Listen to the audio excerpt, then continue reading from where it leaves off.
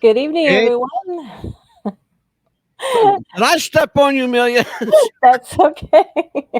Good evening, everyone. This is Amelia Pitbull Chapman. Welcome to another episode of Wrestling with the Future podcast. I'm joined today by Angelo Mad Dog DeCipio and Michael Murphy and Mike Messier. We have a special show with you tonight. As you saw in the beginning, we did a 10 bell salute to Ole Anderson, who we lost yesterday, and Virgil, as we knew in the wrestling business, excuse my background, sorry about that, is Michael Jones, who's known in real life. And the main man that we're doing a show with tonight is Jeff the Ref, as we all knew him, but his name is Jeff Robinson. Mhm. And I actually am going to turn over the show tonight to Angelo because this is a tribute show. I will take over from here, Amelia. Thank you so much. Hmm. You forgot one major player here. Hmm. You introduced Mike the Movie Maker Messier. I did. You introduced And me, but you forgot the guy I've known the longest here. I said Michael Murphy. 25 years, Michael Armageddon Murphy. You No, didn't say I the mentioned him. Armageddon part. Oh, No, it's a wrestling show. You got to go by his gimmick name. oh, excuse me. Yeah. Michael Armageddon Murphy. There Like, you go. Mike Messier. He's Mike the Movie Maker Messier from Parts Unknown. Well, we're not gonna tell How anybody you where guys he's doing? from. Let me catch up with everybody. Murph, how you doing, brother? I'm good, Angelo. It's good to be back. It's good to have you back. By the way, ladies and gentlemen, if you're hearing a bit of a delay, we do have about a 5-second delay with Mike Murphy, also known as Armageddon. He's for whatever reason we have a delay. I don't know what it is. Sometimes it's just the weather. Sometimes it's just the area. It's crazy. Mhm. We also joined by the very first guest that Jeff the Ref and I ever had on Wrestling with the Future. Oh. Mike Messier is an actor, director, screenwriter, producer, director, sometimes bagel shop employee, sometimes mobile Author. podcaster, Author. author as Sure, well. yes. Yeah. By the way, if you haven't gotten a chance to read any of Mike's works, Fight or Play Basketball is something really that you want to get a hold of. Mhm. It's on Amazon, or you can go to MikeMessier.com. Fight or Play Basketball is a really interesting book. It's not a wrestling book. Mm-mm. In fact, in a lot of ways, it's not even a sports book. No. But I like it. It's one of my favorite Messier books. Thanks, Angelo. Quite welcome, my friend. What have you been up to? I haven't seen you in a long time. Yeah, I just got back from Texas, Austin, Texas. I had a short film in the Austin Revolution Film Festival, so I drove out there from Florida to Texas and drove back. And it's funny you mentioned Fight or Play Basketball, Angelo, because one of the advantages of self-publishing is I've been even today I'm still tweaking that book, even though it's already published. I'm going to do basically a second edition and just tighten it up a little bit. Beautiful. But I've been working on artwork a lot, and since the last time I talked to you, acrylics. Seeing that you're doing some kind of abstracts, a lot of like Picasso stuff. Yeah, thank you. Yeah, so I've been having fun with that, and it's become kind of my new thing, just because the upside with art, with visual art, Angelo, is the lack of it's self-contained. Basically, I can do these paintings without hiring other people or somebody else hiring me or a publicist, or you know what I mean. It's basically I can go to the coffee house or wherever I want, and I can have my acrylic markers and my canvas boards, and within an hour or two I can have something done. But I want to thank you and Amelia for inviting me on this tribute show with you guys and Murph. Jeff the Ref, it's very good memories for me. When I was on your show as the first guest, I pulled over to a hotel in South Carolina, and as you said when we were off the air, just the amount of technological advancements in the last 5 years is incredible. Yeah. But Jeff and I at the time, it's just funny because we were arguing about wrestling then, mostly about the greatness brother. of He WWE. was passionate. Oh my God, was he passionate about wrestling? You're Well, actually you're yeah. going to see that clip tonight, Mikey. So don't tip the hat too much. Well, it's just funny because I was listening to some of the first episodes of you and Jeff the Ref, and one story that either was new to me or that I forgot was a 12-year-old Jeff the Ref wrote copy for the Von Erichs, like Chris and Mike and Kevin and Carrie and Yeah, Fritz, yeah. and I mean that story was just so wonderful. And to me, Angelo, I was just kind of envisioning if Jeff was with us, what he would tell us, his opinions and feelings on the Von Erich movie, The Iron Claw. Would he like it? Would he be offended that Chris was Right. not in the movie? What would Jeff's insights be? So that was a good memory that I kind of rebrushed myself up with leading up to this tribute podcast. Interesting. You're going to see a picture of Jeff and the Von Erichs together. In fact, they made quite the big deal about him. They put him in the center of the photo, and he was seated, and they were all standing around him, like kind of paying homage to the king, right? Yeah. Um, I should tell everybody, in the interest of full disclosure, Jeff the Ref Robinson was my co-host when we began this venture called Wrestling with the Future. Before that, I had a show called Psychic in the City for a couple of years. And I was a guest on the show of Mr. Kenny Bolin. And those of you in the wrestling business, if you follow wrestling or are in the business, you know who Kenny Bolin is. I was a guest on Kenny Bolin's show, and Jeff the Ref Robinson happened to be watching that episode, unbeknownst to me. I got an email from him asking for my contact information, which of course I gave. And we spent the next 3 hours talking wrestling and everything under the sun, from politics to religion to wrestling. And I say, you know what, you're an interesting kind of cat. Maybe we should do something. And in that, remember his voice, he had that raspy voice. You're going to hear it tonight. He went, "That would be great. I would really like that." He had this raspy voice. You're going to hear him tonight. But a shout out tonight to Amy Robinson, Jeff's sister, and Brenda Robinson, Jeff's mom. They have been amazing people in this, to me. Then they have, and I don't really know either of them from Adam. I remember waiting a few days after Jeff passed to contact his mother because, after all, she just lost her son, and I didn't know what to say, and I was, a bit nervous about it. Having lost a sister, I understand now what my parents went through. You don't expect to lose a child, especially. See, we're supposed to bury the parents. They're not supposed to bury us, right? And so when my sister passed away, I saw what my parents went through.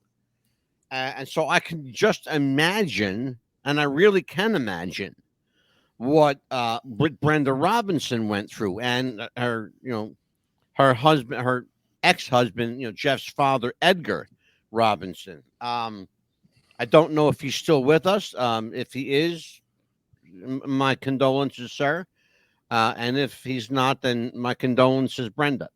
The interesting thing about Jeff, and if you ever watch the show on a weekly basis, I used to call Jeff Robinson the Encyclopedia Britannica of pro wrestling, the guru who knew, because I'm a guy that I will celebrate my 65th birthday this year, God willing, and nothing else happens. And Jeff knew more in his 42 years about wrestling than I thought I ever knew. And I worked in the business and thought I knew. Okay? That's a shoot.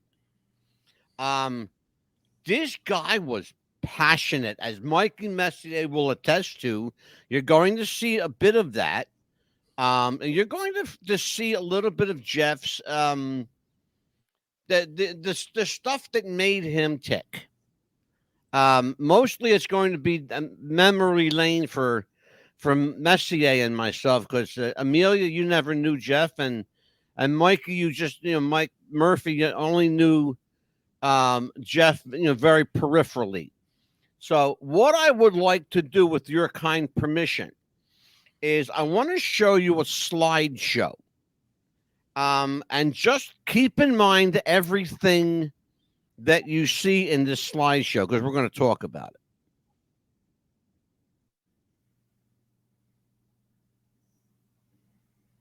This was one of Jeff's best friends, Ivan Koloff, former WWE World Heavyweight Champion. At the time, WWF World Champion. He knew Ivan very well. There's Jeff with J.J. Dillon and George Pantis. George is a veritable, a walking treasure trove of wrestling history. He owns all of the original Georgia Championship Wrestling tapes, as a matter of fact. Let's go back to this one. Yeah, there's Arn Anderson, J.J. Dillon, Jeff, and I don't know who the other gentleman is. I'm assuming a friend of Jeff. Which you're looking at Arn Anderson. We just lost yesterday, Ole Anderson, and condolences to the Anderson family. We also lost today Michael Virgil Jones. You remember as Virgil in WWE, and of course, his time in WCW as Vincent, quote unquote Vincent.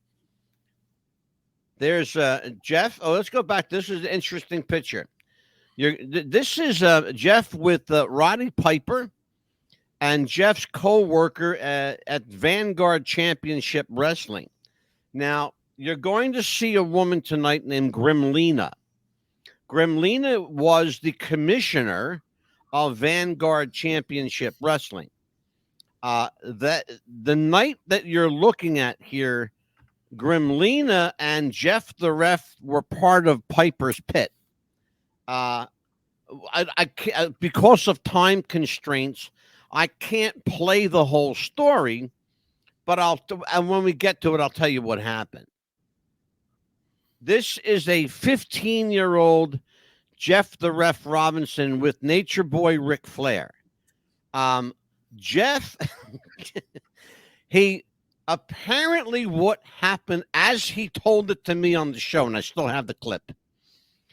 He said that they drove down to the hotel to find Ric Flair. He hadn't got there yet, so they drove to the airport. And they found him at the airport. They picked him up and gave him a ride to the building where he was going to be performing. The gentleman who drove is the young man you see there with the little beard and the little goatee. Because obviously, if you look at Jeff, he doesn't. First of all, I don't think he has any hair at all on his face at all. Maybe a whisker starting to come out. It's just a baby face. And that's, of course, Jeff and Cesaro. This is Jeff doing what he did. He was a ref. Jeff the Ref doing what he was doing, reffing. Of course, Jeff there with Scott Steiner and the security crew at Vanguard Championship Wrestling. And this is that infamous Von Erich picture with Kevin Von Erich and Kerry Von Erich surrounding Jeff. Of course, sitting in Fritz Von Erich's chair in Fritz's office, as I understand it. And that was because what happened is, and I'll give you a little heads up about Brenda Robinson. Jeff's mom, Brenda Robinson, used to work for the 700 Club, Pat Robertson. Because Pat Robertson had ties to Texas and Trinity Broadcasting, this was actually a promo spot for Trinity Broadcasting. And Jeff, literally at this age, wrote the commercial that they played on the air. that's what you're looking at here. This was after commercial was finished filming, and he wrote it. I think he might have been maybe a Messier, maybe 12, 13, maybe. He said when he was telling you the story that he was 12 years old. Yeah, he was like, just a little kid. And of course, this is the last one here. The last one here. This was in fact the last picture of Jeff with a wrestling personality was Kevin Nash. Yep. And then of course and then we lost him. Mike Messier, you have an interesting story about the night that Jeff passed, because it's clear, and Mikey, you and I knew that Jeff was an avid WWE loyalist, that he would fight you tooth and nail. And if he knew that you were at a WWE house show, NXT in Florida, I don't know. So tell me your memories of that night, Mike. Well, let me go back to those photos real quick. I think the same friend in the picture with Flair comes up later on with Arn and JJ, just as a point of reference. So that must have been one of Jeff's very good running buddies, because it looks like the same guy with a different haircut. Well, let's see here. It I might think so. be. Let's see. Because the guy with Flair picture, I'm thinking was 99. So if you look at this guy on the left with the he's got the long hair. It kind of looks like the same guy, doesn't he? And then if you get to Arn and JJ, that's probably in the 2000s at some point. The Arn and JJ photo. Same guy. Think that's the same guy, but what happened, Angelo, as you recall?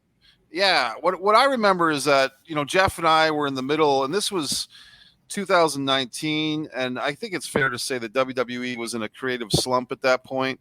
And easily. And they had been on maybe the second year of their multi-year deal with Saudi Arabia that I wasn't a fan of, and blah blah blah. So I was very down on the WWE, and at the same time we had this new group AEW on the uprise. And, Jeff was pretty open to watching any and all wrestling. He didn't really discriminate. But at the time, I was very anti-WWE. And I just remember a friend of mine came in from out of town. My friend Morrow came from Boston to Florida.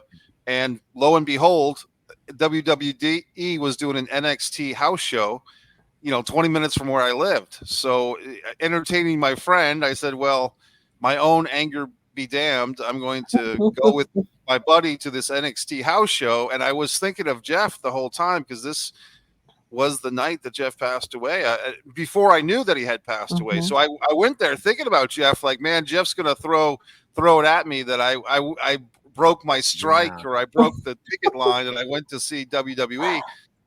So me and my friend go. It wasn't a tremendous. It was an okay. It was like typical of what you'd see of an NXT house show. Matt Riddle it was the tag champ with Pete Dunne, and Ty Conti was there before she was with AEW, before she had a baby with Sammy Guevara. So I mean, this is how fast things change. Basically, get home. Me and my friend watched that AEW pay-per-view the same night. That's when Jon Moxley beat Chris Jericho for the AEW title. And we had a big wrestling day. We see live wrestling. We see pay-per-view wrestling. It's all very exciting. And the very next day, I think around 11 o'clock a.m. Eastern time, I get the phone call from Angelo. And, we've all been there. Everyone watching this show has gotten a phone call that you didn't want to get. And the expression out of nowhere comes to mind, because there was no indication that Jeff had any type of illness or anything, at least as far as I knew. So it was shocking. It was sad. And the story that Jeff was planning to enjoy watching the AEW wrestling show with some friends at home, I could relate to that. I've had many a time when the guys have come over, or I've gone to somebody's house to watch wrestling, especially a pay-per-view. So it was very shocking and sad. But I always think that Jeff he got one over on me at the end, Angelo, because I went to the I'll tell you what happened, Mikey. I spoke to Jeff that Saturday, no less than 5 times.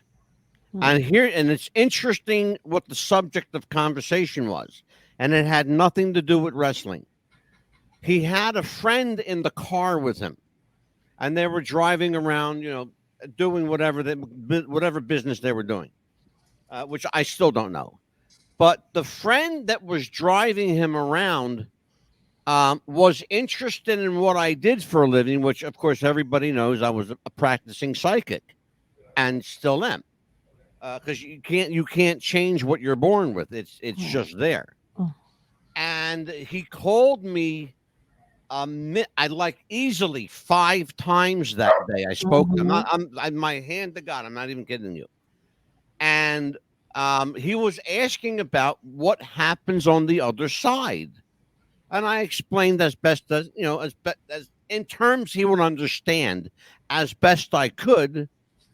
What happens and what transpires, given the limited knowledge, because, I'm not dead yet. Thank you, God, I'm still here.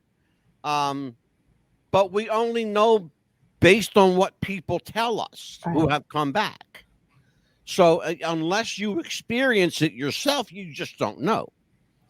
So anyway, he had, after the 5th call, he had, I guess, satisfactory answers. And then they were driving somewhere to get something to eat, pick up some food to watch AEW Revolution, which was that night. That night, it's like the show starts at 8 o'clock.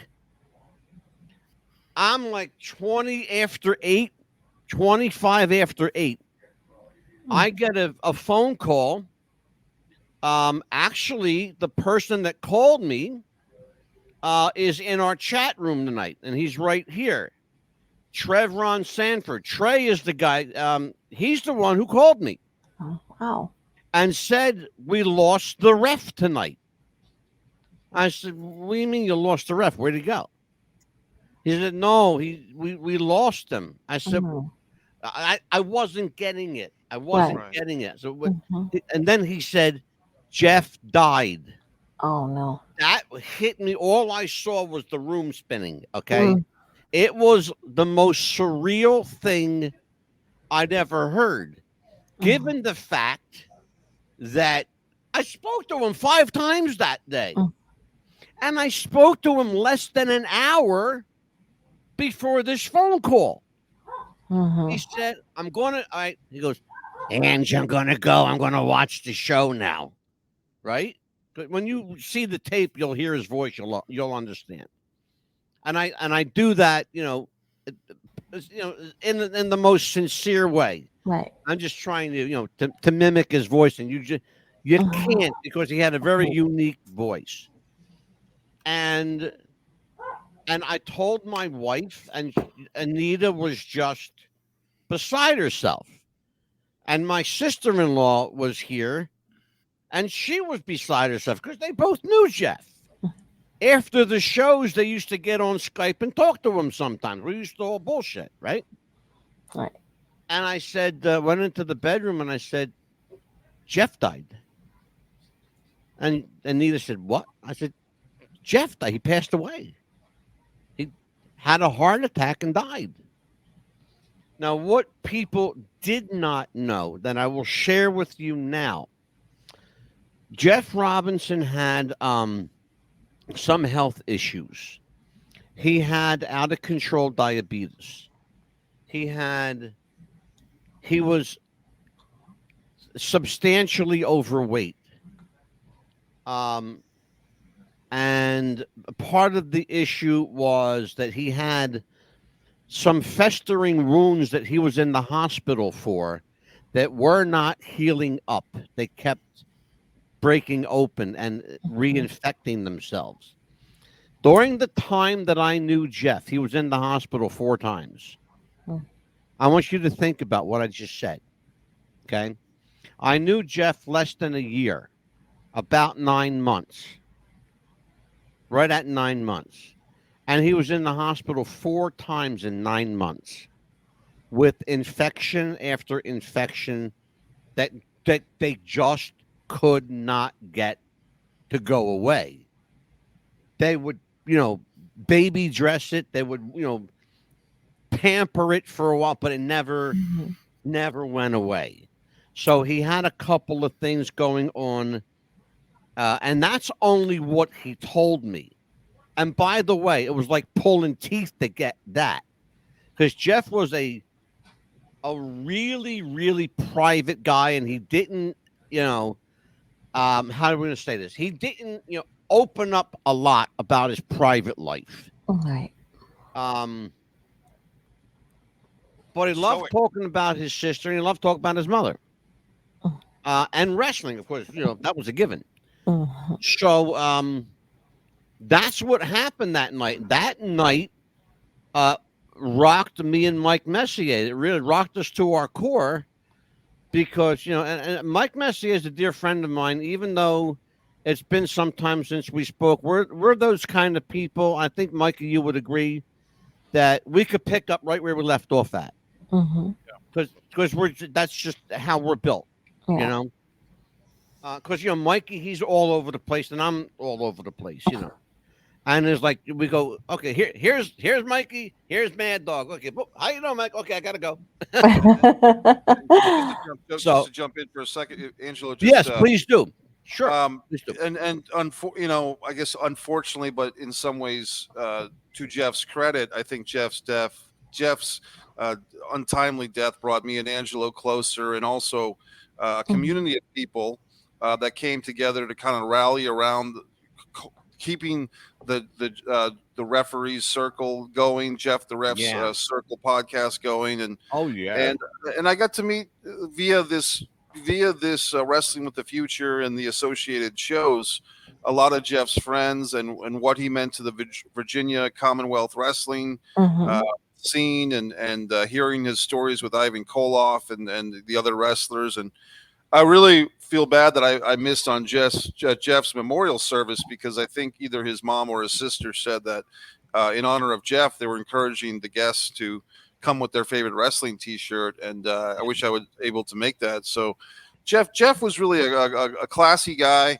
He was a guy like I was just listening to you and Jeff from one of your first episodes tonight, Angelo, and Jeff was talking about how the Nyla Rose transgender wrestler was really getting a break in AEW, and it's just kind of interesting. Sometimes we prejudge people, but not Jeff, because Jeff was really happy that this person was having success in wrestling, and I think that Jeff was just a very warm-hearted guy. Yeah. And he had a passion for pro wrestling. He had a passion for his friends and his family. Oh, and for sure. They do say that, or Billy Joel does at least, only the good die young. So Jeff packed a lot of life into his short time on Earth. Oh boy, did he! Yeah. On that note, and that's a great segue, Mikey. That's a great segue. I want to do something I've never done. This show that we're doing tonight forced me to do something I haven't done since Jeff passed. It forced me to watch clips of he and I together. And I cringed at some of them, and I laughed at some, and I cried at others. I've never done this, but I'm going to read Jeff's obituary, because I've never done that publicly. In fact, I've never done it at all. But I want to do that tonight, and just to confirm what Mike Messier said, how important wrestling was to this guy. Jeffrey Charles Robinson, 42, went to be with the Lord on February 29th, 2020. Tomorrow is 4 years to the day. We know he's enjoying the wrestling ring in the sky. He was born April 19th, 1977, at DePaul Hospital in Norfolk, Virginia, to Edgar and Brenda Robinson. Jeffrey is most known for his passion for professional wrestling. As a child, Jeff's late grandpa, Donald Major, introduced him to pro wrestling. His love for wrestling never stopped, and he was a walking encyclopedia about everything wrestling. And he ain't even kidding. Trust me when I tell you. not even bullshit in any way, shape, or form. This guy, he consumed wrestling. He devoured it. You think I'm bad? I got nothing on him. He met numerous pro wrestlers over the years throughout his life, but was most proud of meeting Ric Flair and was very grateful of his friendship with the late Ivan Koloff. When Jeff turned 18, he became an official wrestling referee for various in the wrestling circuit promotions where he has earned the nickname Jeff the Ref. Later, that love of wrestling brought him to become the head of security for Vanguard Championship Wrestling, where he enjoyed working with everyone there. Most recently, Jeff was co-host of a podcast called Wrestling with the Future. He was so very proud of how much this little podcast that could was growing. He used to always say that. He used to say, and it's the little podcast that's good. And I went, and it is, brother. It is. Jeffrey also enjoyed his time as a waiter. Listen to this one. He enjoyed his time as a waiter at the Cheesecake Factory, where he had the opportunity to wait on Tom Hanks, Shirley MacLaine, and Bruce Smith of the Washington Redskins, just to name a few. Bruce Smith liked Jeff's service so much that while Jeff was working there, he would only eat there when Jeff was working, and even wrote a letter to corporate complimenting his service. Think of it. He wrote a letter to the corporate offices praising his service as a waiter. Jeff's incredible customer service skills served him very well, both at the Cheesecake Factory, then at Geico Insurance, where he was a sales agent. And that is Jeff the Ref obituary. Now, I want to first of all extend thanks to Mike Kelleher and to Mark Hall, two of Jeff's closest friends growing up as a kid. I want everyone to take a look at this. We were able to secure a video from Jerry the King Lawler, WWE Hall of Famer, courtesy of Mike Kelleher. And I would like everybody to take a look, please. WWE Hall of Famer Jerry the King Lawler, and I just want to say about our friend Jeff the Ref. We're all going to miss him, and he's a great guy. And what can you say other than we think about him and always remember Jeff the Ref. This is a show that I didn't want to do and almost didn't do, but we have to. And there's lots of reasons we have to.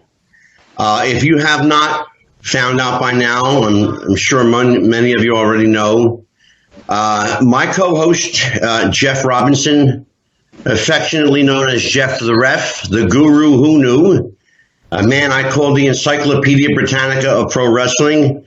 He passed away Saturday night, and suddenly, quickly, as his mother tells me, he wanted to go.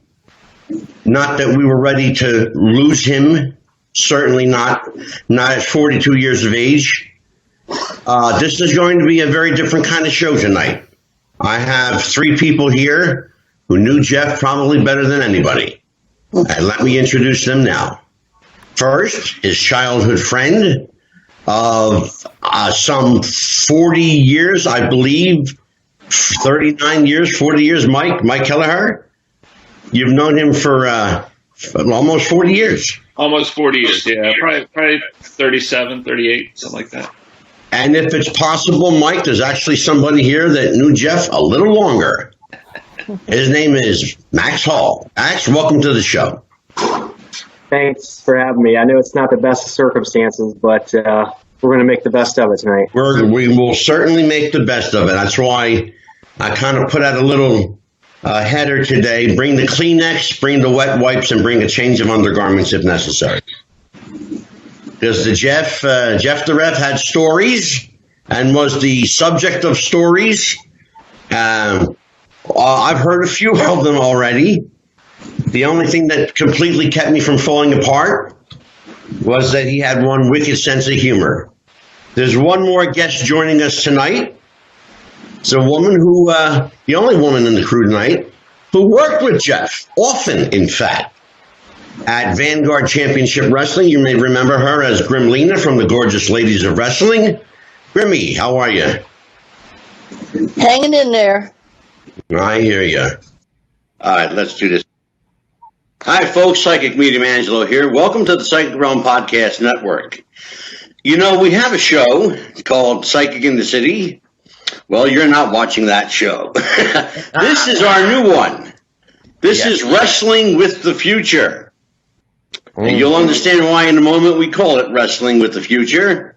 Yeah. This is the show where we talk about all things entertainment, sports, you name it, we're going to talk about it. And the man, the guru, who knows all things sport, Jeff the Ref Robinson. How's that for an intro, Jeff?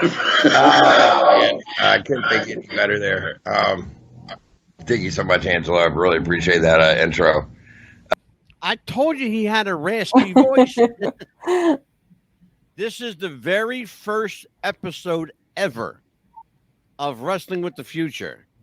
It was he and I. Jeff was in his room looking like yesterday's news, sitting on his bed. He had just got his hair cut all completely off. Nothing left of his hair. And I was at my kitchen table thinking to myself, what the fuck am I doing? What am I doing here? So take a look at this. I'm going to, and Mike Messier, you'll appreciate what's coming up. So again, don't tip the hat, Mikey. Watch.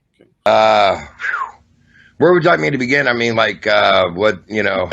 You know, I called you the mountainous, fountainous, voluminous fountain of information.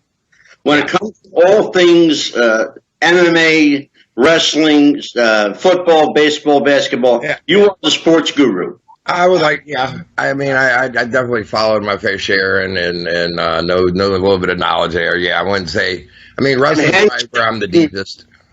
And hence the name Jeff the Ref Robinson. Yeah. I started out as a pro wrestling referee on the independents. I've done a little bit of everything. Never, can't say I ever really got in the ring and wrestled, but I mean, I definitely have been in there with any and everybody. My career in wrestling goes back 20 plus years. When was your first promotion? What was it and where was it? It was a local promotion it was an independent down in North Carolina. I couldn't even tell you their name. We were in a National Guard armory, had about 200 people there, and nervous as hell. They tell you, okay, go out there, kid, and you got this match, and they're gonna, and here's the finish. Okay, that was that. There you go. There you go. I'm Psychic Medium Angelo, joined as always by the guru who knew, the Encyclopedia Britannica of pro wrestling, Jeff the Ref Robinson. Hey, Jeff, how you doing, brother? I am doing great. How are you doing, Angelo? I am amazing. Jeff, we have a really amazing A-lister tonight, a guest that first of all, among all of his credentials, his greatest credential is he's my friend. Rico Costantino to Wrestling with Future. Hey, thank you for having me, Angelo. And nice to meet you, Ref. Oh, the only thing missing are your sideburns, Rico. Yeah, I can't wear them on my new job. I'd love to. I grew them out, but they're not dark anymore. There's no pepper to them. And they're all salt. All salt, gray. No gray. You guys remember Rico Costantino? He had these super mutton chop sideburns that went all the way down his face. Like he looked like Wolverine from the X-Men. It was crazy. Check this out. Here, but gray here. Everything's here. You had a set of sideburns that would have made Luke Perry and Jason Priestley back in the 90s jealous, man. He had a set of sideburns that would have made Elvis envious. Yes, sir. Part 2. of our conversation, television wrestling, Mikey Messier.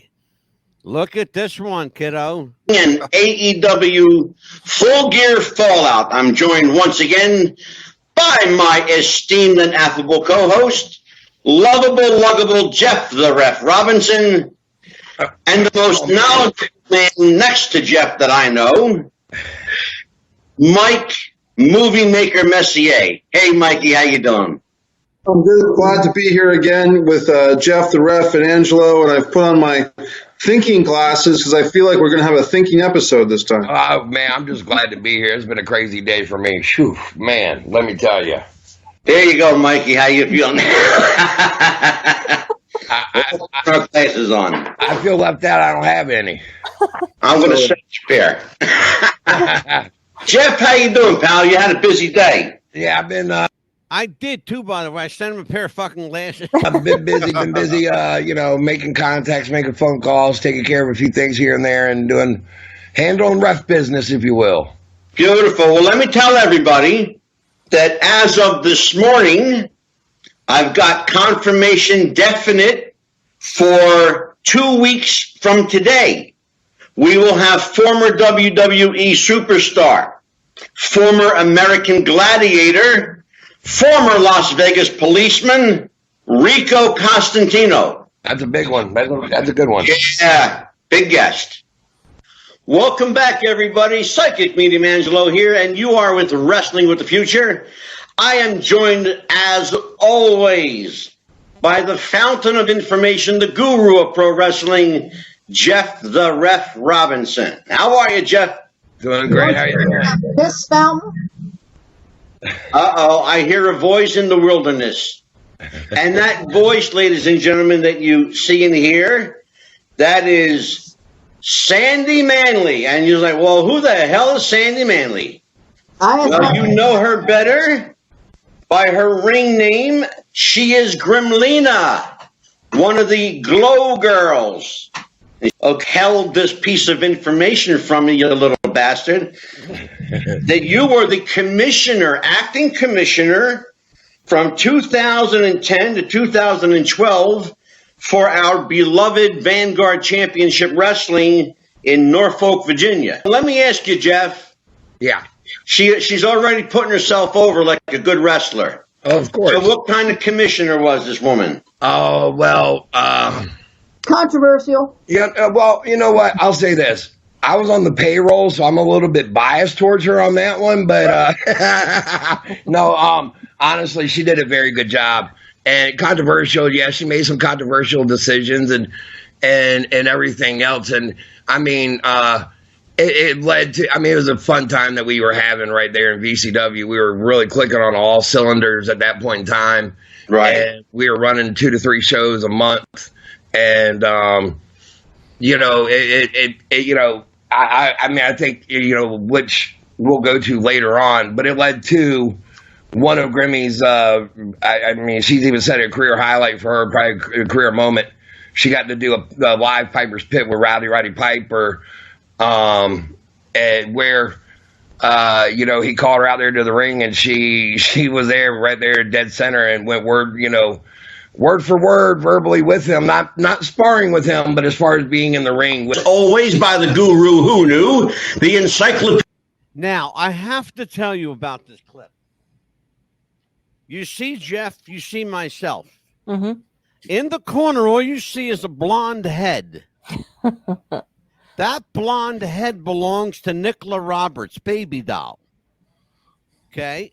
Mm-hmm. I don't know what happened between prior to going on the air and going on the air, because her face was front and center. It was beautiful. Suddenly, Nicola, who was where Jeff is, ended up at the bottom where Jeff was supposed to be underneath me. And all we got, Mike Messier, was baby doll's head.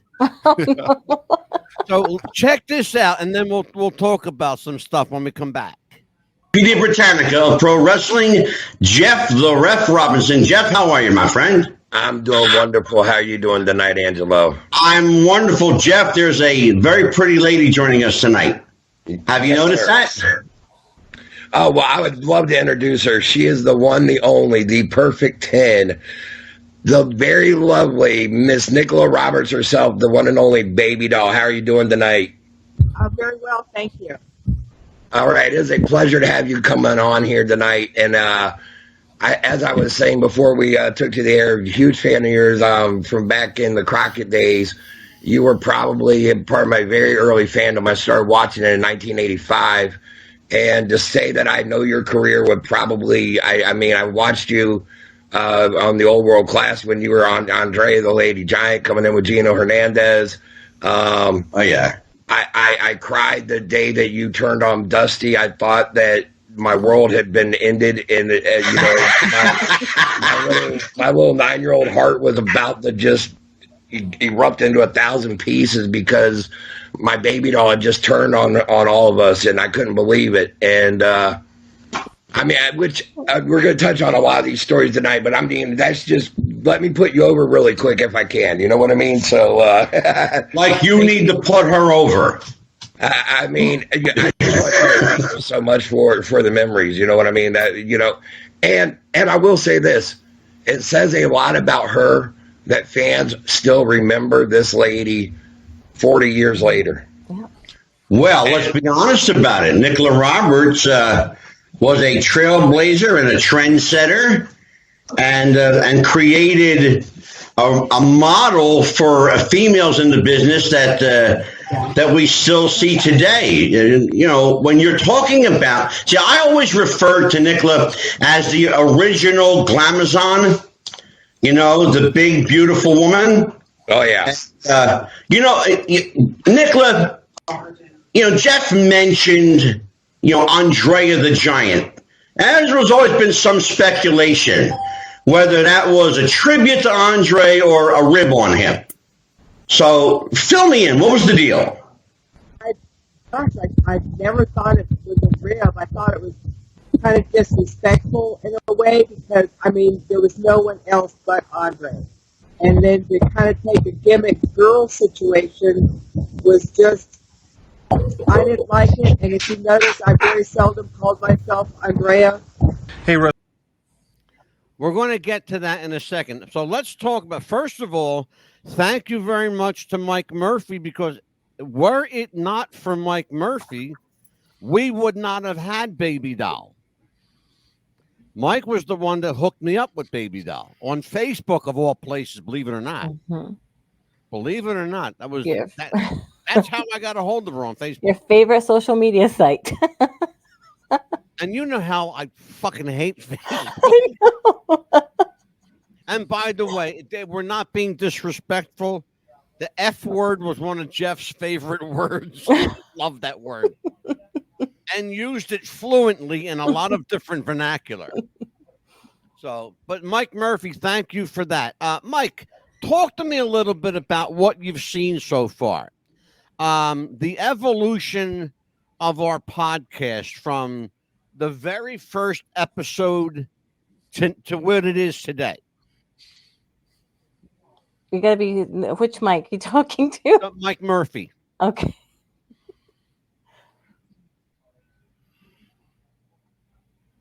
Yes, I'm here. Yeah, now what I was asking you a question, Mike. I said a comment so far. Give me some commentary on what you've seen so far as Wrestling with the Future from the very first episode to where it is now.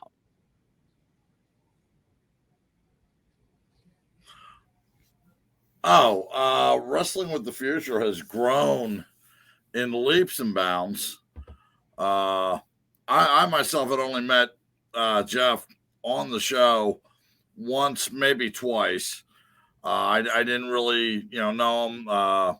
He seemed like a great guy. Yeah, very great guy, very knowledgeable. He actually said he knew my career, which I was like, wow, okay. But yeah, I mean, he just seemed like a very, very nice guy, very lovable guy. Yep. He really was. He was the kind of guy that and Mike Messier will attest to this fact.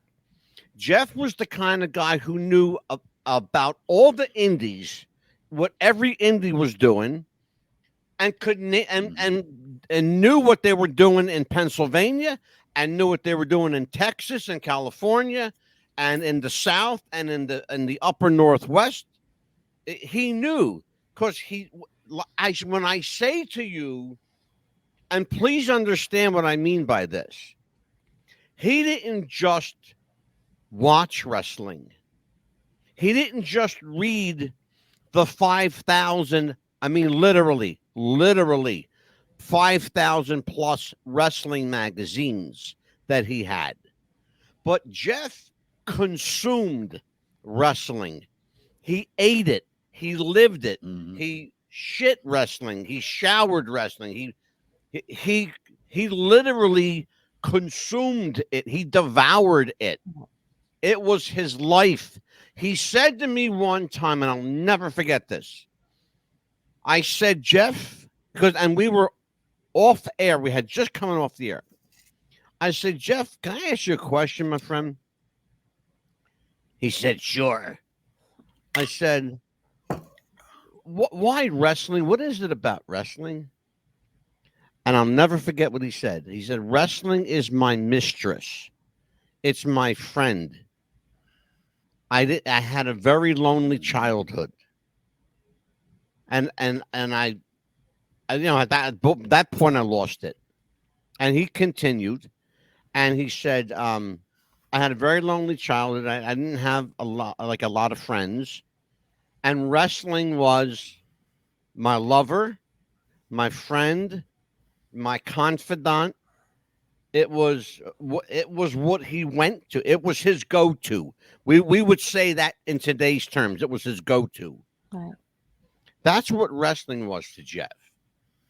And it's just, you know, when you think about, and Mike Messier, you and I have had this conversation a couple of times during your tenure on the show, from you know, throughout the time that you've been with the show, is that wrestling has an effect on everybody who becomes a part of it.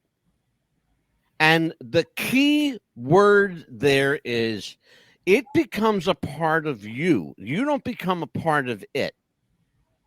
We don't become a part of wrestling. Wrestling becomes a part of us. Right. And that's what happened with Jeff. It was his alter ego. You know, Jeff the Ref was his alter ego, just like Mad Dog DeCipio is mine, just like, you know, Mike Movie Maker Messier is Mikey's, like Armageddon is to Mike Murphy, and the Pitbull is to Amelia. It's what we live vicariously. Everybody on this show has a wrestling name. Did you think about that? We all have a wrestling name here. Yeah. You know?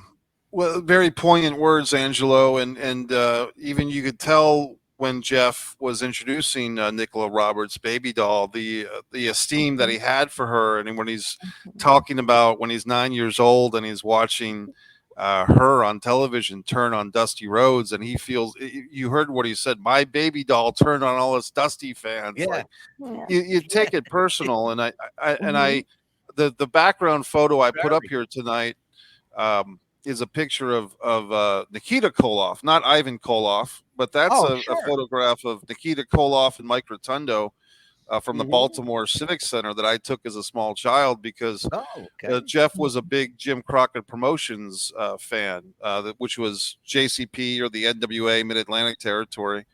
And, you know, that particular group of wrestlers at that time in the 80s was, and I'm sure before then too, in the 70s, they really did. Nikita Koloff, Dusty Rhodes, the Road Warriors, Ric Flair and the Four Horsemen, the Midnight Express, they all, for some reason, and it's hard to put a finger on it, but they just seemed more attainable or more interactive with the fans. And you know what it was, Mikey? What's that? And we've actually talked about this not all that long ago. Yeah. Actually, they were approachable. Yes. Right. They were human. They were approachable. You can't approach these people today because you'll either get thrown out or beat up by security or arrested. Yeah. For doing something, as innocent as, can I have an autograph? Yeah, sure. For $75 you can. Yeah, exactly.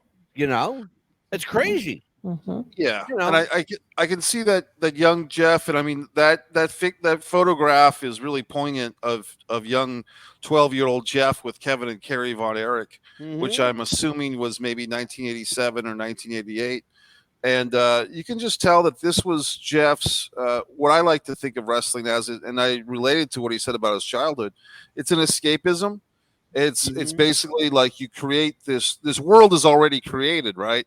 But each wrestling fan kind of has their own room or their own vortex into that alternate universe of pro wrestling. And you can put your favorite wrestlers in there. And if you like WCW over the WWF or AWA, whatever is personal to you, you kind of establish your own little room. And in the days before the internet, when everybody was kind of fighting and bickering, you could really feel like on an island because you'd have your stack of wrestling magazines.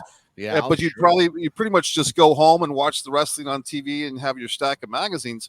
In today's age, it's much different than when me and Jeff and everybody else were kids, because now you have to go online and fight everybody about your opinions and play the video games and stuff. But I can really relate to Jeff as a wrestling fan, especially as a young fan. And I'm just so happy that, among other highlights of his life, working with Ivan Koloff and so forth and doing this podcast. But as the 12-year-old Jeff got to meet the Von Erichs, and not only that, got to write copy for them. I think that's just a life. What a way, if he wasn't indoctrinated into wrestling before that magical day of 12 years old at the Christian Broadcasting Network, than he was at that point. That photo was taken in September of '89, and it was going to be used as part of an advertising promotion for the holiday season. Because at the time, if you remember, World Class Championship Wrestling from Texas was broadcast. It was the first promotion broadcast around the world via satellite in Israel. And it's a huge place for wrestling. Don't ask me why, but Israel owes wrestling to the Von Erich family. And they owe it to the Christian Broadcasting Network. And invariably, all of those religious organizations are connected anyway, in one way or another to each other. They all know each other, I'm sure. But Jeff was like, he was just in his, he looked like king shit sitting there, He did. Yeah. He was like Kevin over here and Kerry over here, and and I some hot shit. Well, let me just jump on that again, Angela, because if you think about it, this 12-year-old wrestling fan, because the guy at the station works with Jeff's mom, and he says, "Hey, your son's a wrestling fan. I need his help. He's got to write copy for the Von Erichs because I don't know what to say for these guys." So this 12-year-old wrestling nut, Jeff the ref, is writing copy, and as you said, the Christian Broadcasting Network was being satellited into Israel and however many other countries and parts of the world. So 12-year-old Jeff's words were literally heard by millions of people back in 1989. Yep. That's impressive. And the funny thing about it, Mikey, is that I think you may have seen that clip where he told that story. I did. Okay, I was going to say, because I don't know if you saw the clip or you were on the show. No, I watched in preparation for this tribute show, Angelo. I went back and I watched some of the early episodes of Wrestling with the Future with you and Jeff in preparation for tonight. Beautiful. So that's where I heard want the to story. play. This is a clip here, Mikey. It's right after, I believe it's right after the baby doll thing, and probably right about here. So let me put this up. Was just, I didn't like it, and if you notice, I very seldom called myself Andrea. Hey, wrestling fans, it's your buddy Mike Messier. I'm here with kind of a somber mood, a positive mood, but a reflective mood. 1 year ago tonight, in a sense, a friend of mine passed away, Jeff the Ref Robinson, known for the Wrestling with the Future podcasts, along with psychic host medium Angelo. Jeff the Ref was one of the originators of that podcast. So that's a story that Angelo has told, but I was really like the third man on the team, I think, in some ways, because I was one of the first couple of guests and happy to be it. And Jeff was a great guy. He was in Southern Virginia. I grew up in Northern Virginia, probably about 4 hours from where Jeff was. So we had that pretty much in common. Also, Jeff was a huge enthusiast of Ivan Koloff and a good friend of Ivan Koloff. And I thought, in tribute to Jeff tonight, I'd tell a story of me seeing Ivan Koloff wrestle. Now, because we both had a lot of points, and Jeff was always a very staunch defender of the business. He was smart, and he knew when things were not right with the WWE or any other wrestling company, but he was very loyal. And I remember us going back and forth. And, of course, I was Mike Messier, the angry wrestling fan, and Jeff the Ref was a staunch defender of the WWE and NXT. And on February 29th, 2020, there I was, and I have to admit, I was in Jacksonville, Florida, at an NXT house show. Just the what do they call it? The Ocean Tour, the Sunshine Tour, whatever they call it. So there I was, and enjoying a wrestling show because a friend of mine was in from out of town, and I thought of Jeff the Ref that night because I said, man, if Jeff knows, when Jeff finds out I went to this NXT show, he's going to rub that in my face, that there I was supporting the NXT and of course supporting WWE by even being there. I saw it on social media, I saw it on Facebook that unbelievably Jeff the Ref had passed away, and I remember calling Angelo and Angelo giving me the details as far as he knew, and of course, it's just shocking and it's just sad. And, you think about that. And so for all the people on social media that might be watching this video or might not, the Evan Ginsbergs and the Shane McKennas, the Frank, the Jimmys, Jimmy Faluca, Frank Todaro, all the guys that Ray and all the guys, Rial, all the guys that I argue wrestling with and I talk to, Havid. It is a community. It is a family of wrestling fans. Wrestling with the Future is still on the Wrestling with the Future YouTube page and still available, I think, on Spotify and other outlets. So those early Wrestling with the Future, late 2019, early 2020. What else can I say? It's tough when we lose friends. It certainly is, Mike Messier. It's tough when you lose friends. I'll tell you, Mikey, do you remember? Mikey and I have to tell the story. We did a show. It was the first show where I'm going to jog your memory a little bit, Messier. It was the first show where WWE went over to Saudi Arabia for a crown jewel. Yeah, is what they had named it. Yeah, you're already smiling because I know where you're going with it. You and Jeff got into a knockdown drag out that night. Oh my God! Please, Mikey, tell everybody. I'm going to let you tell the story because you're better at storytelling than I am. Tell everybody what happened that night. I thought I was going to put my referee shirt on. It just got heated, and I think both Jeff and I are opinionated guys, and do you think? And no, but just as a precursor, at no time did I think either Jeff or I disrespected or disliked each other. It was just we were both on opposite sides of this argument, and my argument, I think, was something to the effect of, WWE is bending the knee here for the money. And that they claim to be this woman empowerment wrestling group now, and they claim, don't be a bully, be a star, with their anti-bullying mantras and so forth. And yet they're going over to Saudi Arabia, this country that has executed more citizens in one day than any other country in the history of the world. I think 73 people. They behead them in a very cruel and humiliating way.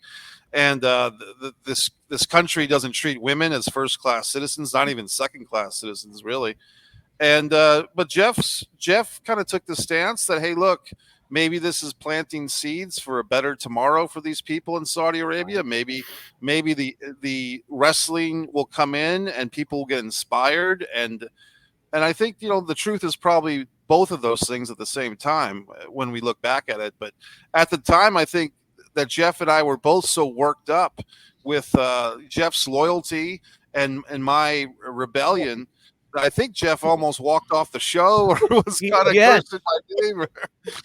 No, I'm gonna tell you what he did. He was getting ready to walk off. Oh my!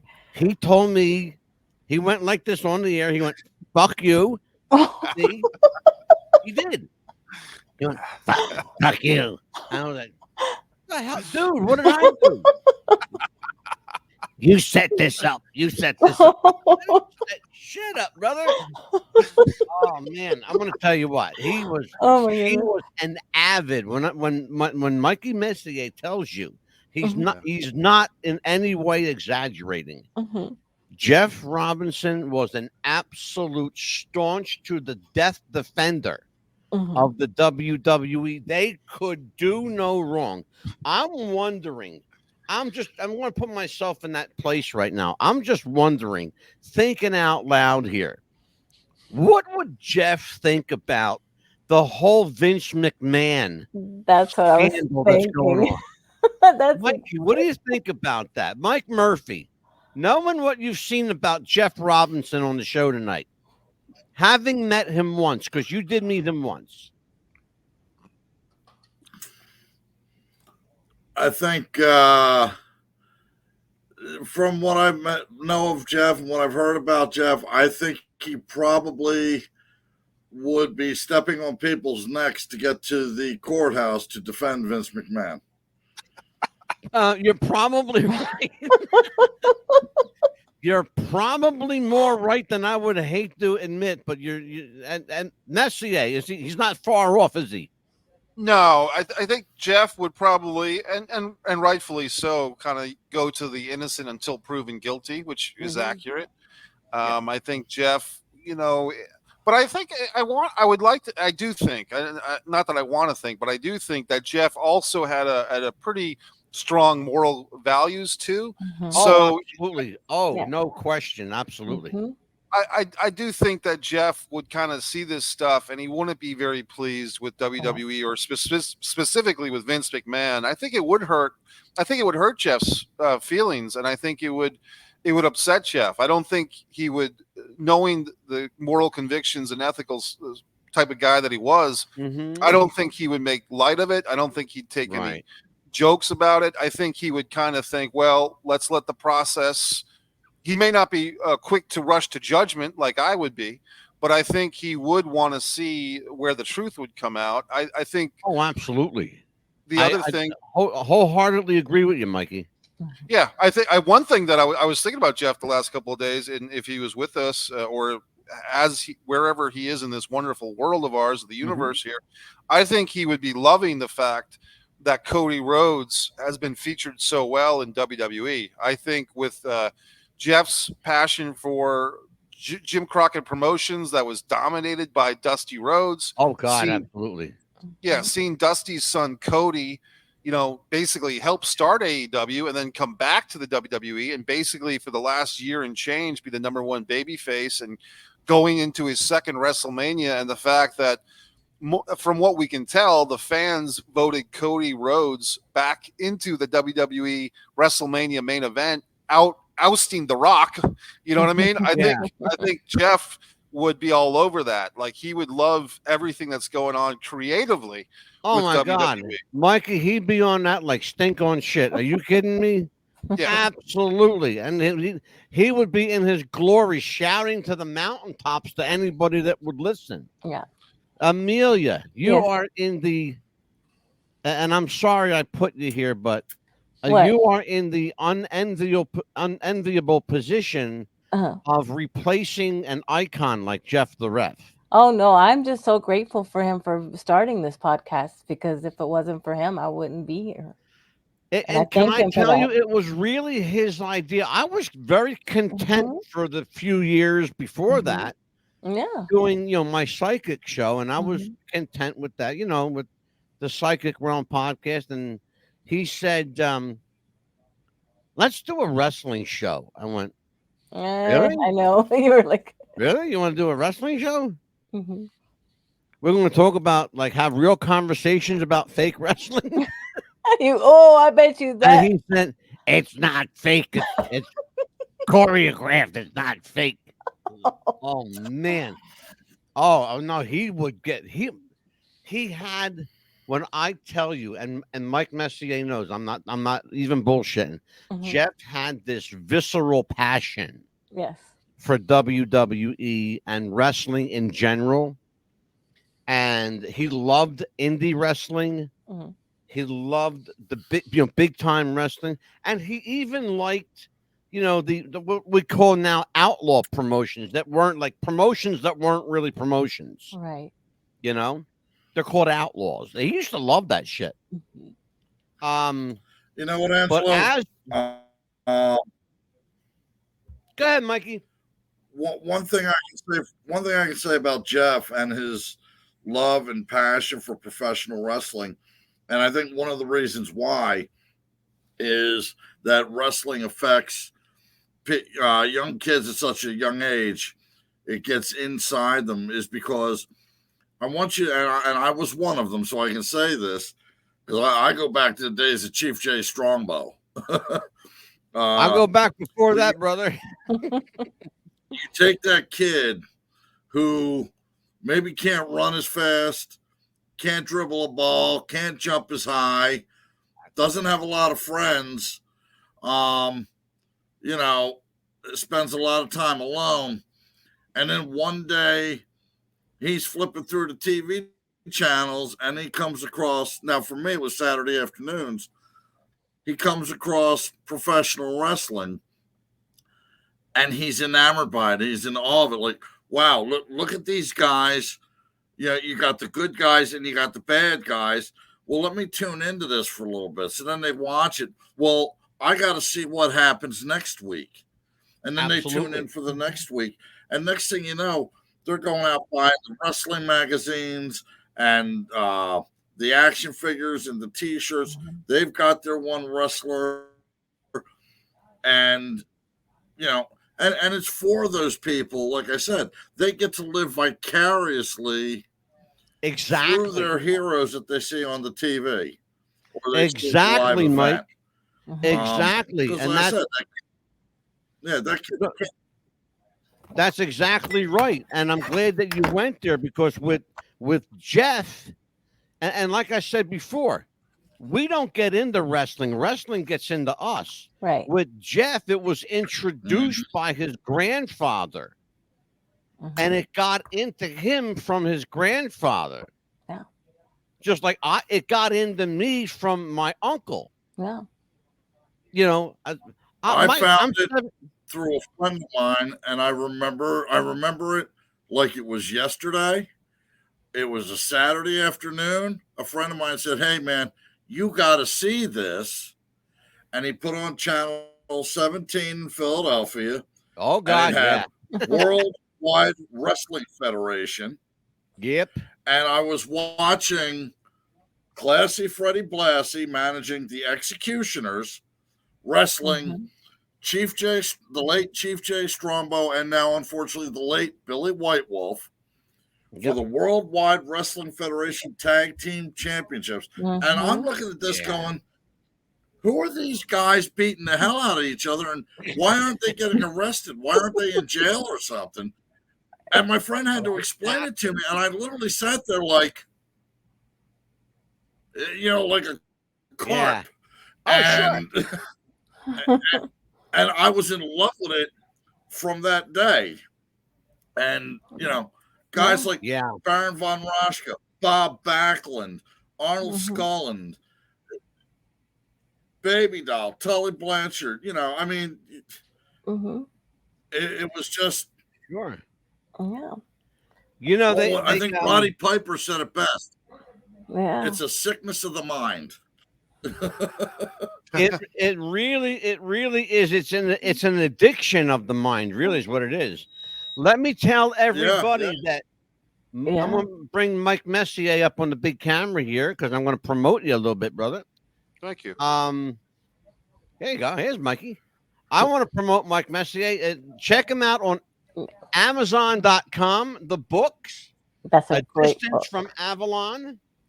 Authored by Mike Messier. Cover art by I always get his name right. Nazar Germanoff. Nazar Germanoff. Yep. Yep. And my favorite, Mike Messier. Fighter Play Basketball. Mikey, when are you going to do this movie, Fighter Play? You got to do it. You got to make this a movie. Yeah, this has got like script written all over it, brother.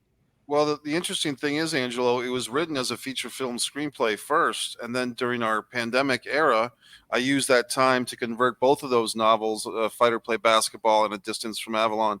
I converted them from screenplays into novels. Of course, the screenplay versions still exist. Yeah. And thank you. Thanks for putting that over. But Fighter Play Basketball means a lot. Yeah, and it's like you said, it's a sports is the backdrop, but really what the story is about is a kid with a single mom who's looking for a father figure in his life. Exactly. That's why I said it's really, sports is like, the background noise, really. Right. Yeah. But it's not really a sports story. It's a human interest. It's a family story. It's a story in many ways, Mikey. It's a story of survival, particularly for minorities, African Americans, Hispanics, people who don't have, in many cases, who don't have opportunity afforded to them, or who have opportunity taken away, by the system. Great story. Also, tell everybody MikeMessier.com. Check it out, and also check out the Avalonia Film Festival. Avalonia is Mike Messier's own film festival. You can submit short films or features to Mikey, and they'll be judged and critiqued, and you might win yourself a prize. Yeah, is that how it works, Mikey? You what do you get, like a plaque, or you get like a something to take home? Yeah, it's more like what I really concentrate on as far as the winning films. Thanks, Angela, for mentioning it. Avalonia Festival. I try to make a really awesome website and send the award-winning filmmakers graphics that they can share on their social media, because in this day and age, what I think what they want and what I provide is basically the certificate that they can share online, that they can show as a resume builder for their friends and family. And of course, there you go, perfect. But it's a thing where they actually do have to win, because there's competitive categories. Not everybody's a winner, and plenty of great films come in that can't win because not everybody can win. But the ones that do get the nice accreditation. And Angelo, while we were doing the show, I was able to share on my Facebook your broadcast here, and my buddy Laza from Australia, if you see him in the comments, he double shared it, so he shared my share. I was going to say, in our chat room tonight, we've only gotten to maybe I think 2 comments tonight, but I've got a room full of people here, like a shit ton of people in our chat. There's more than 2. There's more than 2. If you scroll down, there's there's quite a bit of chat in our Net chat room. Slabby. The Facebook user is my buddy Lawrence Laza Johnson from Australia. That's Laza who shared it on his. Yeah, Nettie Slabby is from Japan. She's one of our people. See, I have a master chat over here, Mikey. Yeah. So I can see, all of our outlets. Yeah. All of our outlets that have chat capability. And there's over 3,000 of them right now. Right. Or close to 3,000, I should say. It's like 2,700 people in our chat. And it's awesome. Crazy. Yeah. Awesome. And so let me just say this before we do anything. I want to put everybody up over here, and I'm going to put everybody over a little bit. Mike Armageddon Murphy is a retired professional wrestler. It's been my friend for 25 years. Michael, thank you for participating tonight. I appreciate your input here, and I brought you on here tonight because you did get us Baby Doll, and that show you made Jeff's night that night. You don't even know, brother. Let me tell you something. That he was slobbering all over himself. He was like drooling all over himself. And when we got off the air, I'll share this with you now. When we got off the air, he went, "She's still fucking hot." Oh my god. Again, MikeMessier.com is the website. Avalonia Film You're very Festival. welcome. Fighter Play Basketball. A Distance from Avalon. Great. Go on to Amazon. Go on to MikeMessier.com. Amelia. Yes. Let me tell you something. You're no Jeff the Ref, but you know, but at least you don't have a gravelly voice. But I thank this show for also. I'll tell you what, you've taken some big shoes and you filled them pretty good. Well, I thank this show also for letting me meet Baby Doll as well, because it let me let two bullies from my childhood days go tell them, say, "Ha ha, guess who I got?" Yeah, and that's funny because her first show. Let's talk about that. Yeah. This is what you and Jeff the Ref have in common. Yeah. First time meeting their hero, Baby Doll. Yeah. Amelia is from Baby Doll's neighborhood in Texas. Yes. And they had a little girl talk about that on the show. And but listen, we got to see the whole Baby Doll, not just her forehead, you know, and part of her eyelid. You know? But that was a really interesting show. I'm glad I was able to make that happen for you. And it just happened that it was on our news feed a few days ago, a year ago on our news feed. I know. It was almost a year to the day. Isn't that funny? Mm-hmm. Well, I want to say something to the Robinson family, to Amy, to Brenda, Jeff's mom, Brenda Robinson, to Edgar, if you're still with us, and to Jeff directly, because I know, brother, I know you're around because I feel you. You are sorely missed, my friend. You made this little podcast that could happen. And it did in a very big way. We are, as of Monday of this week, 100,000 downloads plus, and that's a real legit number. It's not a work number. It's a shoot. If you want to talk in wrestling terms, it's a shoot for real. Wrestling with the Future, thanks to Amelia, she busted my chops and said, "I want to do a wrestling show." I heard that before, came from Jeff. I want to do a wrestling show. So see, he brought that idea to my head, and guess what? We couldn't name it anything else but Wrestling with the Future again. and Mike Messier, I feel like, you know, Michael Corleone in The Godfather. Just when I thought I was out, they pulled me back in. Well, Angelo, you put yourself over too, buddy, because you've been steering the ship for 4 or 5 years now, and you know, with obstacles, with expansions, how many countries did you say? Was it 83? 84 countries as of Monday. That's awesome. Yeah, for real. Straight shoot. Straight shoot. We've been yeah, for real. Yeah, Nettie, listen to this. Yeah, Nettie. Yeah, 2,700 in the chat. Yes. For real. Straight up. And we want to have Mike Messier back again. Mikey, I'm going to have Mike Messier back because I'm going to talk to him when I get rid of you two guys. No, as a guest. Mike and I are going to talk privately. But before I throw everybody out of here, Amelia, tell everyone what's coming up. I'm going to bring up on the break camera. Oh, absolutely. Well, let's see. I know that you're going to be having a show coming up. Well, we're going to do Life and Death, or Life of Life, I guess, on March the 4th. We'll be talking about that. Life after death or life after life? Is it possible? Does it happen? Has it happened? Is it part of our existence? We don't know because we're still here. All right. But people who have gone to the great beyond and were fortunate enough to come back have told amazing stories and eerily similar stories of life after death and life after life. Is there life beyond this? I believe so. Yeah. I would say you have to believe there is. Yeah. You can't believe that this is it. Like, this can't possibly be it. Yeah. You know? And There's got to then, be something beyond this. right. What else is coming up, Neil? And then Angelo Capone's going to be joining us again, the Jerry Lewis impersonator. The country's foremost Jerry Lewis impersonator, my friend Angelo Capone, is remarkable. When you see him, you're going to go, huh? I know. How about it? He's good. He's really good. What else we got? And then I don't remember what we're going to have for March the 6th for the wrestling show. We were talking about that, but I don't. Well, let's see. I'll tell you what. I might have actually wrote it down.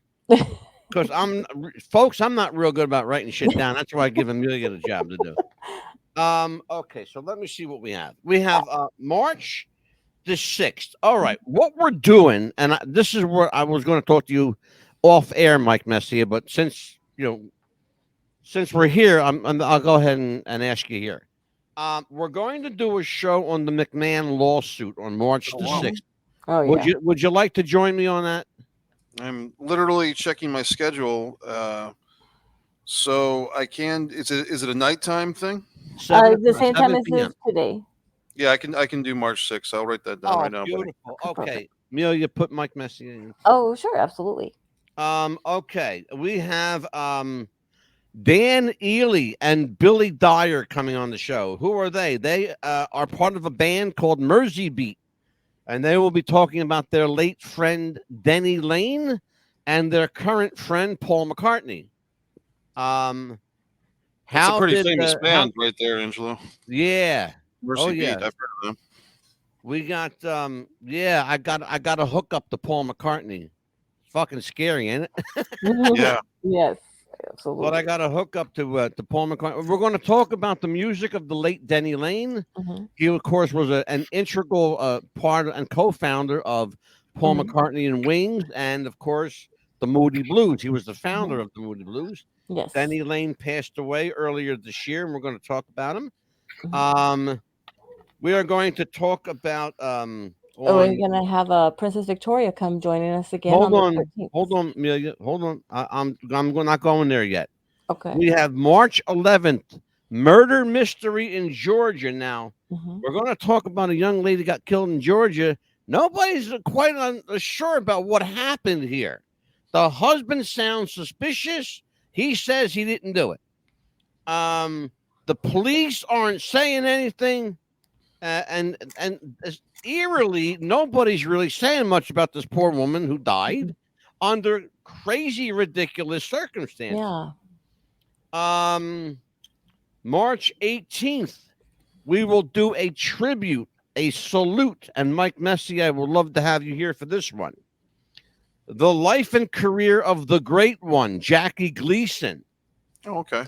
Monday, March 18th, we will be joined by the country's foremost Jackie Gleason tribute artist. You can see him currently playing Buford T. Justice in Eastbound and Down, the Smokey and the Bandit tribute. And they literally go from state to state recreating the movie. Yeah. It's crazy, but they're getting crazy sellout crowds everywhere they go. Complete with the Trans Am, the truck, and the whole bit. They literally recreate Smokey and the Bandit live. And Jackie Gleason's character, Buford T. Justice, played by Sean Bailey, is always the highlight of the show. Remarkable guy. Princess Victoria will be joining us again to talk about the wrestling territories, Mike Messier. Would you like to join me on that one? What date is that? March 13th, Wednesday night, 7 p.m. Yeah, I can do that. Beautiful. Then we are going to talk about the anomalies in The Wizard of Oz on March the 19th. That's a Tuesday. What really happened during the filming of The Wizard of Oz? Some shady stuff went on in that movie They say there's a hanging. They say there's a Yeah. murder. They say there's guns and swords used in that movie. Well, and guess what? They're all right. But where to look for them? You're going to see as we dissect one of America's perennial favorites, The Wizard of Oz. That's just the tip of the iceberg. Then we will be joined again by Gambino crime family member of the John Gotti family. Lou Ferranti will be here, and we will talk about the Kennedy Hoffa connection. What play did the mafia have in the assassination of John F. Kennedy and the murder of Jimmy Hoffa? Well, Lou has the answers, and we will hear from Lou Ferranti. This guy is a walking encyclopedia of mob history. He literally wrote the book. In fact, he wrote 2 books, Volume 1 and Volume 2, Inside the American Mafia. Great books. And that's all we're going to tell everybody for now, Amelia, because we don't want to get too far ahead. Oh, yeah, because we have other great shows coming up. Okay, yes, we do. So now, let me tell everybody, tomorrow is Thursday. It's the day to relax. It's our Sunday. It's the day of rest. It's our weekend. It's our Sunday. So, on behalf of Mike the Movie Maker Messier, my friend, on behalf of Mike Murphy, Armageddon, and the Pitbull, Amelia, the Pitbull Chapman, I am Angelo, the Mad Dog DeCipio, saying God bless. Be good to each other, folks. We'll see you next week. God willing. Bye-bye.